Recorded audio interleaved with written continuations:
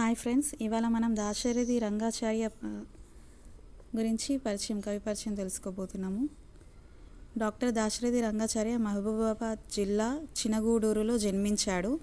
ప్రముఖ కవి డాక్టర్ దాశరథి కృష్ణమాచార్య ఈయన సోదరుడు.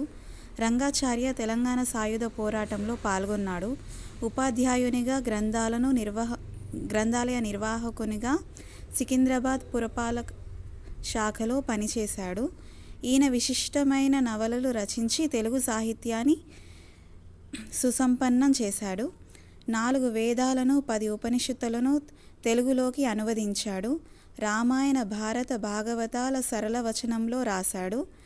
తెలంగాణ జనజీవనం, రైతాంగ పోరాటం వంటి అంశాల నేపథ్యంగా ఈయన రచనలు ఉన్నాయి. తెలుగు నవలలో పాత్రోచిత యాసను మొదటగా ప్రవేశపెట్టాడు. ఇది చాలా ఇంపార్టెంట్ ఫ్రెండ్స్. తెలుగు నవలలో పాత్రోచిత యాసను మొదటగా ప్రవేశపెట్టాడు. వీరి రచనలు ఇతర భారతీయ భాషల్లోకి అనువదించబడ్డాయి, చలనచిత్రాలుగా వచ్చాయి. ఈయన రాసిన చిల్లర దేవుళ్ళు నవలకు రాష్ట్ర సాహిత్య అకాడమీ పురస్కారం లభించింది. ఈయన రచనా శైలి పాఠకుడిని ఆకట్టుకుంటుంది.